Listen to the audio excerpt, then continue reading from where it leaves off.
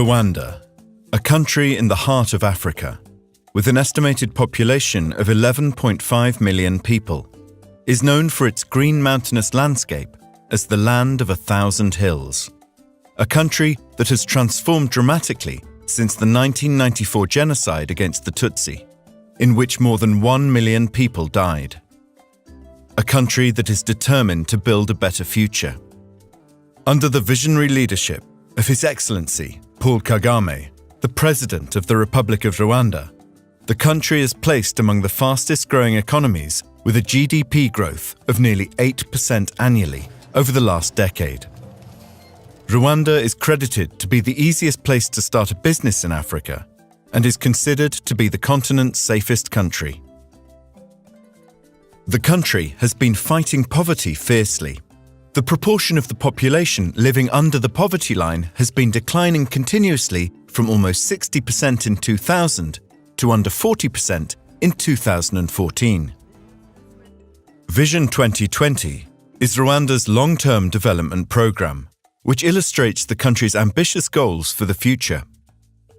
Through Vision 2020, the government aims, in their own words, to transform Rwanda into a middle-income nation in which Rwandans are healthier, educated, and generally more prosperous. To achieve this, Rwanda focuses on good governance, the transition to a knowledge-based society, and the development of the private sector. Because the country has a young population, strengthening higher education and research in Rwanda is a key pillar to this development process. In our Vision 2020, we have to have education for all. Our people should be educated, but not only in numbers, but also in quality. Quality is also very important. We have ambitious plans in our vision, and it's important, of course, that it is. If we want it to be sustainable, it must be carried by our people. Today, it's not so obvious to have master degrees and then PhD and then research, but I hope that for our children it will be very obvious and very easy if they want to have access to this kind of education in Rwanda. The Swedish International Development Cooperation Agency, SIDA, is supporting research and higher education in developing countries.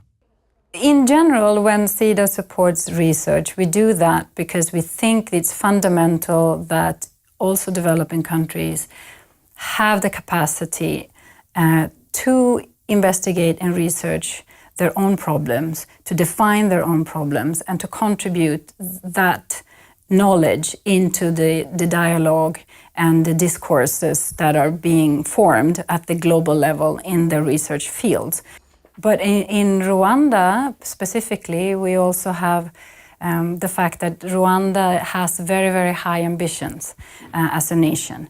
And the Vision 2020 positions Rwanda as being a knowledge-based economy and a knowledge-based society, moving from an agrarian society to a knowledge-based one. And that can simply not be done without higher education and research and innovation being fundamental parts of that.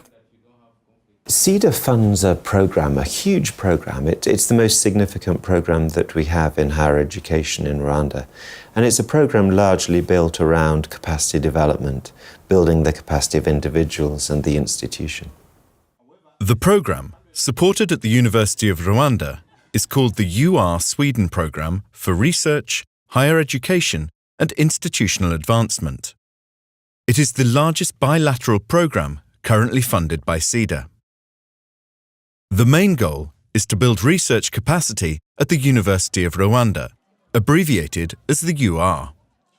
The UR was formed in 2013 through a merger of 14 public institutions of higher education to ensure greater research capacity of international quality. The objectives of the program have gradually evolved over time. The first phase was mainly to promote research within a university that is largely a teaching university. It was more about putting the research on map in the fact that it is not just about teaching, but it's actually generating new knowledge. especially that Rwanda has developed its Vision 2020 by then. So, the second phase was you say, well, the research is on the map, it is promoted, it is being talked about. Now it's the time to increase the research capacity.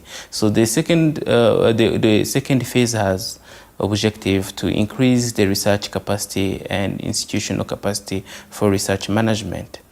And the current phase, the third phase, has an overall objective to increase the use and production of knowledge of international quality to support the development of Rwanda.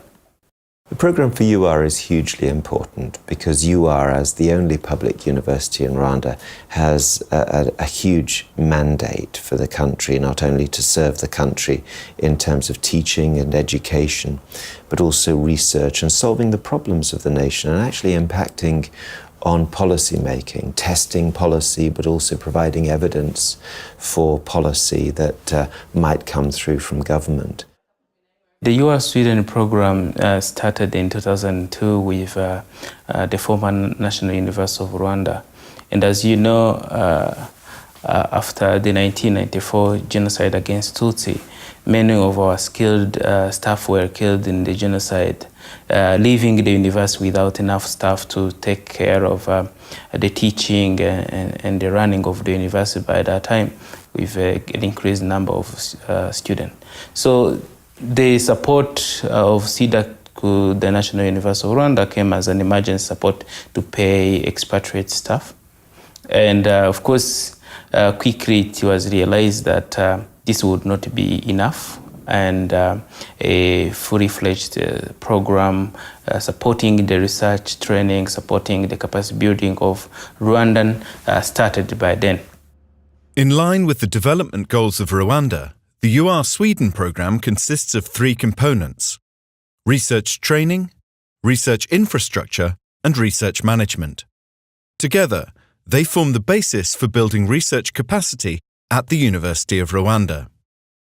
The program consists of 20 sub-programs divided into three components. In these sub-programs, 12 Swedish partner universities are involved in building research capacity in a wide range of academic fields. In the current third phase, the program has a budget of $50 million. The UR-Sweden program, if you look at its various components, they all talk to or support our initiatives in terms of research capacity building. For example, there's PhD training, which is a major component of the program. And as part of our research strategy is to increase the proportion of staff with PhDs. Currently, about 20% of our staff have got PhDs, but we'd like to build this to almost 60% in the next 10 years. So the program is really contributing a lot in that aspect.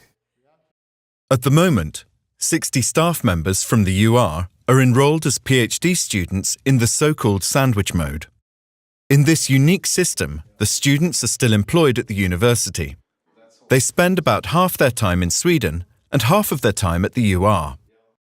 Since the start, the program has produced 38 PhD graduates, of which almost a third are women. Most of the graduates have returned to the UR to teach and do research. In addition to PhD programs, more than 300 students have graduated from master's programs supported by the UR-Sweden program since 2006. Overall, the employability of UR graduates has improved and they contribute to a highly skilled workforce. The program is supporting the establishment of master's programs and now even PhDs. So with students enrolled in this program, it's going to also increase our capacity.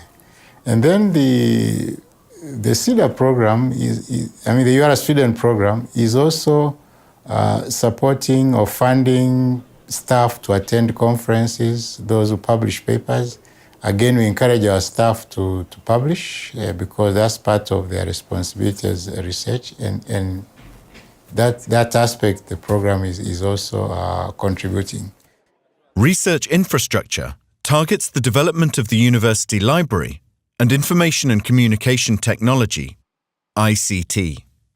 And then now, if you look at the aspects of the library, ICT, they all support research in terms of that staff are able to access materials very fast, very quickly. The library has got e-resources which staff need. So all in all, I would say, what SIDA the program is supporting is in line with what you want to build in terms of research capacity. A modern research library is necessary for the research development of a university. When the program started in 2002, the university library was considered as simply a storage place for books, with outdated library materials and a lack of trained staff. Through the program, the library became a better equipped research library and electronic resources were introduced. ICT technology plays a major role in the development of the new library. There are still challenges, such as improving utilization of the library and its resources, and providing an adequate number of trained staff.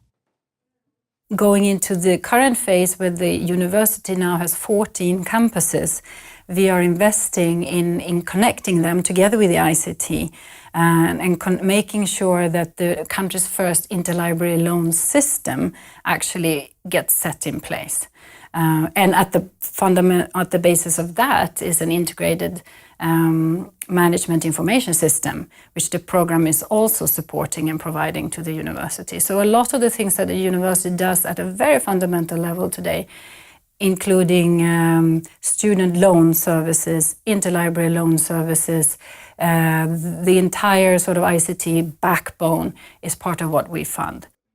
Research management focuses on strengthening the university administration to support research and training of administrative staff. With the help of the program, the UR has further developed its strategic plan and research policies. In addition to supporting PhD students, 287 researchers from the UR have received research grants from the program, spread across 55 research projects.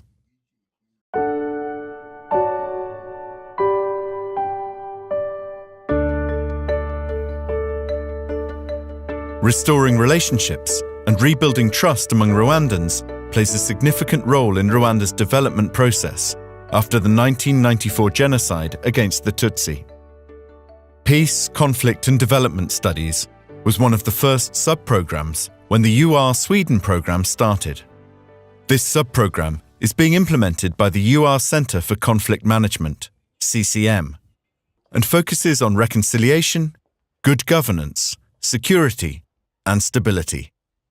The sub-program Peace and Conflict is very important for CCM because of its contribution in the development of capacities of CCM in terms of research, teaching, even service to the community. We do also research in the Great Lakes region, and you have an international conference on the Great Lakes region on peace and security every year. This also backed by, financed by the program, which means the program has helped CCM very deeply in achieving its mandate. In each sub-program, the UR collaborates with a Swedish partner university. In the Peace, Conflict and Development Studies sub-program, the partnership has been mutually beneficial for both the CCM and the School of Global Studies, SGS, at the University of Gothenburg. The collaboration is important for SGS for three reasons, I would say, main reasons. That would be, the first one would be collaborations that we didn't have before. Now we have collaborations in Rwanda. We also do research in Rwanda, which we didn't do before. So that's one thing. The other thing would be the research environment here at SGS. It's been enriched, of course, since we had our Rwandan students. They come here with their background and experience. And the third one would be that we could contribute with our expertise on site in Rwanda. So I would say those three. Ezekiel is a PhD graduate and is now a lecturer and researcher at the UR. His PhD research was about peace building in post-genocide Rwanda and the role of cooperatives in the restoration of interpersonal relationships. I believe to have contributed in a reconciliation in a post-genocide Rwanda by showing that when conflicting parties, that is genocide survivors and genocide perpetrators, are brought together into a cooperative, that is, they're into contact in a cooperative organization actually, and the cooperative organization is that institution which has values and principles. And the values and the principles that are guiding a cooperatives are many actually, but among those there are love, friendship, democracy, equity, self-help, solidarity. This brings about change as far as the relationships are concerned. Contacts with the former supervisors are often maintained after the PhD student graduates, resulting in continuing research collaborations. One thing that we are very happy for, and that is a great achievement, I think, is that it has generated a lot of research collaboration between our former supervisors and the former PhD students.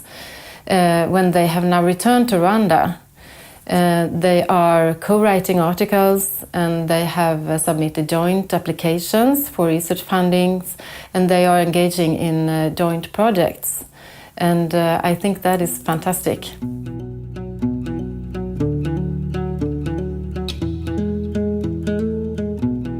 Agriculture is the most common type of work in Rwanda.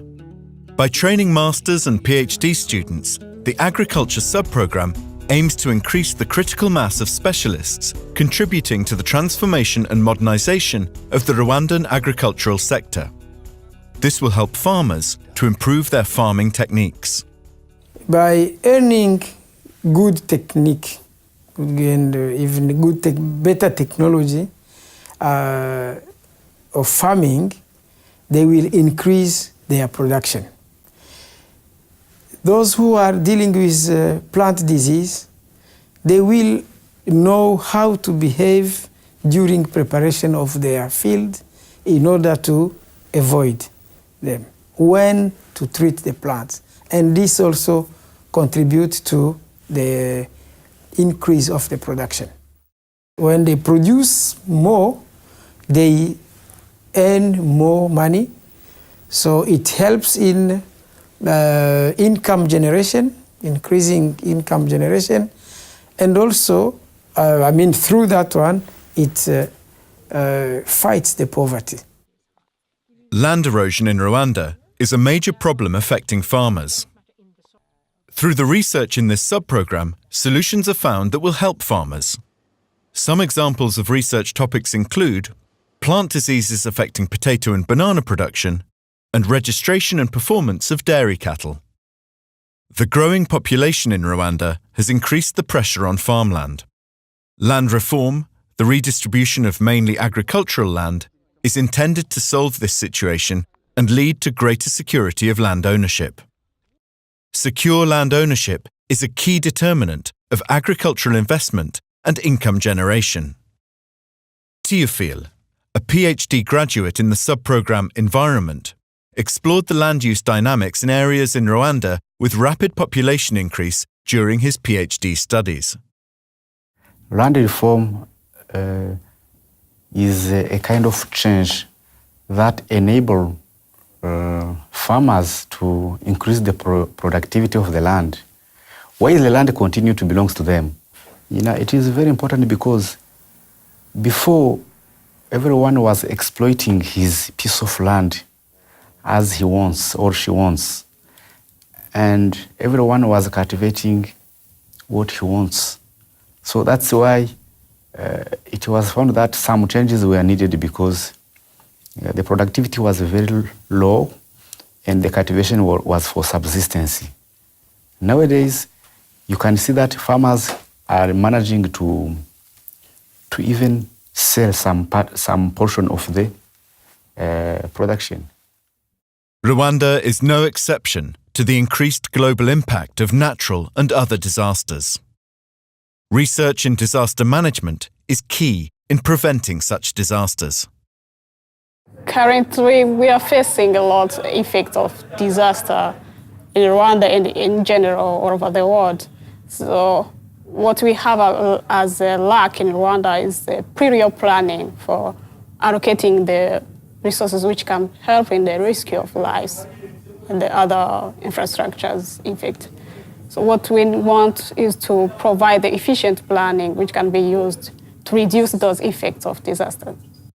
If we take an example of like evacuation planning or shelters planning, we can allocate the health centers, which could be really helpful for emergency or in emergency response, of course. And we could also allocate like safe areas during evacuation.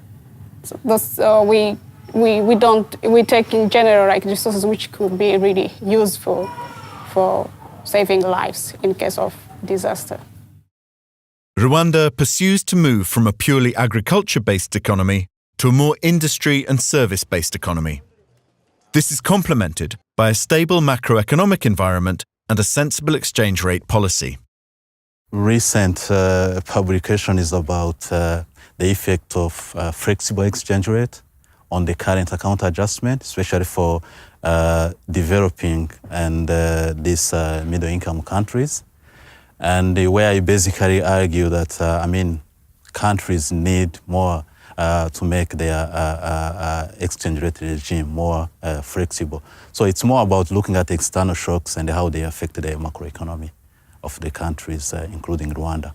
After all these years in universities, from bachelor, master, taking theoretical courses, it's very important at this stage now to be able to put in practice all those theoretical concepts that one has had, so that in the end you are able, in fact, to make this link between the academic world and the real world. The UR Sweden program is promoting close interaction between academia and stakeholders in the public and private sectors. In 2013, the sub-program Law took the initiative to establish the Legal Forum, which is a platform where stakeholders within the legal system meet to discuss relevant legal issues and learn from the best practices. The collaboration between lawmakers and students has a mutual benefit. For us, we are in courts. Lawmakers are in their institution. They try to imagine the situation to give appropriate law, but students are like a bridge between our institutions and the field. They can do their researches and see if solutions given by courts or lawmakers are really are giving a sustainable solution. We need that bridge. I'm conducting a research on the application of the best interests of the child in Rwandan judicial proceedings. What this is about is looking at how judges, prosecutors, judicial officers determine or how they understand the best interest of the child every time they are dealing with child-related cases. I very much believe in what I'm doing at the moment. And why I believe in that is because that I think it will truly make an impact. Rwanda's development depends on a healthy population, and the country has invested in healthcare services. Today, more than 78% of the population is covered by health insurance, and over the last decade, the infant mortality rate has reduced from 107 to 31 deaths per 1,000 live births. The aspect of access to quality healthcare services is very important, and the improvement of the health of the population is very important. Now, when we educate researchers, actually during doctoral research, they produce findings that are useful for policies in the country, and also they will contribute to actually guide the interventions like prevention, like management of disease. I work as a senior lecturer at the School of Pharmacy and Medicine, where I'm involved in teaching and research. Teaching involves clinical pharmacology and therapeutics, research methodology, and pharmacy practice. When it comes to deal with research, I'm involved in supervising postgraduate research and also having some projects which I'm conducting right now. Research is important because it gives you a basis of making accurate decisions, especially when it comes to deal with the health of the population. You need to have conducted research before deciding, before knowing what to do. So I think decision is the basis of decision making. The sub-program, Medicine and Health Sciences, trains PhD students in the areas of medicine and public health. Research in these areas will improve the population's health and contribute to the generation of scientific knowledge of high international quality. My research is about the assessment of development of antibodies in response to the vaccine in Rwanda, but also to find out other viral etiology of other infections which are not diagnosed in routine in our country. Here in Gothenburg, I'm just running the ELISA testing to find out the antibodies which have been developed among Rwandans against the measles, which is a vaccine-preventable disease, against chikungunya virus, against West Nile virus, and Zika virus also. The PhD students work closely together with their supervisors. I'm Eric's supervisor, and as several other students, he brought his own material here, and then we analyze it. And the thought is that afterwards he can bring this kind of analysis back to Rwanda and continue at home, so to say. And as you heard from him, his interest is very updated about mosquito-borne viruses and vaccination programs. So it has been really exciting to follow his development. Information and communication technology is a central engine driving Rwanda's transformation to a knowledge-based economy. In 2015, the World Economic Forum ranked Rwanda #1 globally for government success in promoting ICT to drive social and economic transformation. The UR-Sweden program is supporting research in ICT in many areas: ICT in education, ICT in government and the public sector, telecommunication, computer engineering, and computer science. Yeah, it is really very important to do research in ICT in education because ICT, I think that ICT is guiding the development of the country, and also it's facilitating, it's a facilitator, enabler of different activities that we can do. It's including development in all sectors of development, health, agriculture, business. ICT is very, very key. When we do research, we inform policy making, we inform practice, and we also develop a new knowledge. We've established a Center for Distance Learning, which is responsible for making sure that all the other colleges are having their courses accessible online. So we are getting that far, but also we've introduced online assessment of courses by students, which means students can go into the system and evaluate their lecturers. The mobile network coverage is almost 100% of the country, and the current subscriber base was 78% of the population in 2015. Today, I can communicate with my mom, and my mom has done only 3-year primary school. Only 3 years, and she can communicate with me. She tells me my cow is growing up and it needs a veterinary. So you can see, she can call a veterinary from home. Christine is a PhD student in ICT research at Blekinge Institute of Technology. She is evaluating the possibility of access to web services by people in rural areas, given Rwanda's rollout of fibre optics throughout the country.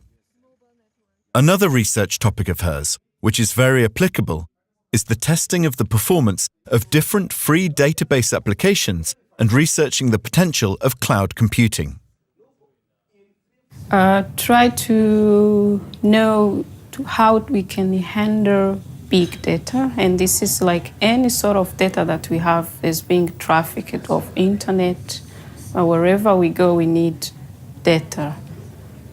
Rwanda needs this especially for managing our data, such as the database of the whole populations. You know, we need to know how many people we have, the identifications, what they do, anything that as information we need from people.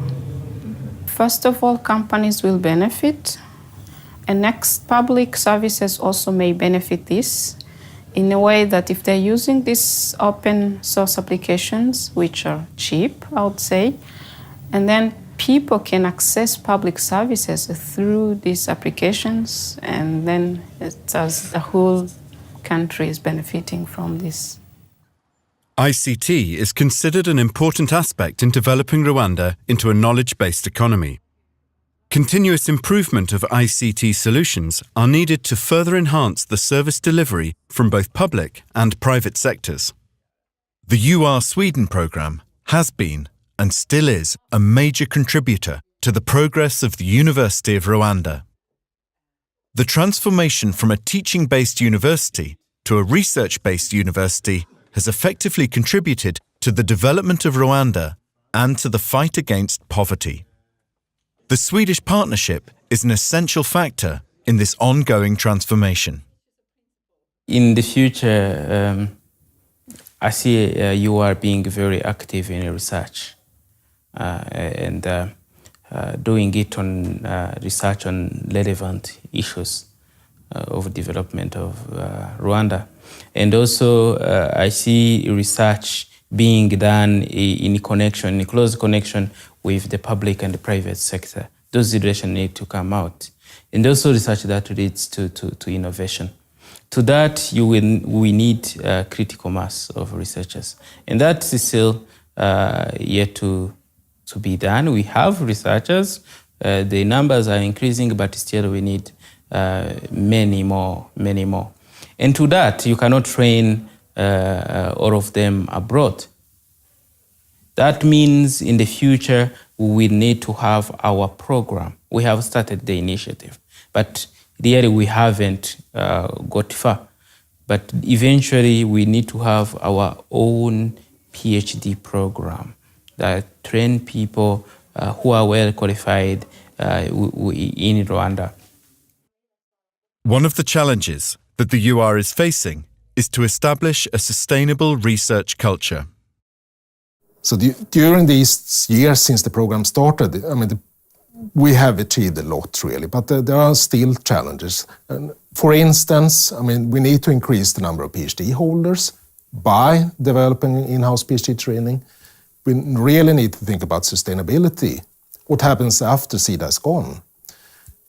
We need to also focus on developing a genuine research culture within the university, and also so important to increase the usage of research done in the university outside the university in Rwanda.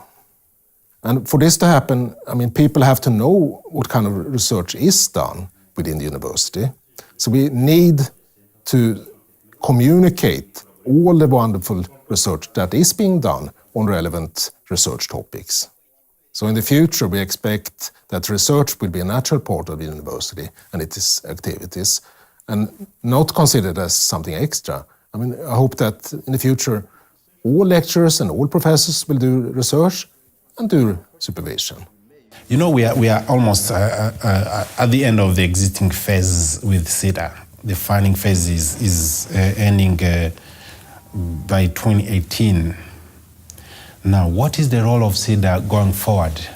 First of all, I would love to say the funding, of course, extended to another phase.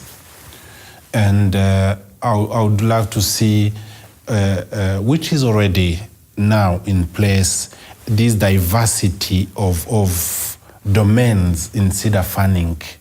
That is really something that is commendable. Every single college within the university has a sub-program in the SIDA funding program that we are benefiting from. Meaning that we are trying to build the capacity, strategically tackling on areas that have been identified for the university where we want to go. We want the University of Rwanda in the future to be seen that university is making an impact, positive impact to changing the people's lives, to developing the country, making research findings and results that really have tangible impact to the people's lives here in Rwanda. The main thing is not the equipment or the personnel, but it's the interest of the researchers. And because this program has brought in so many interested persons, also women now in the medicine program, we think it should be continued until this development can perpetuate itself in Rwanda. And it will take some more years, but it sure will happen.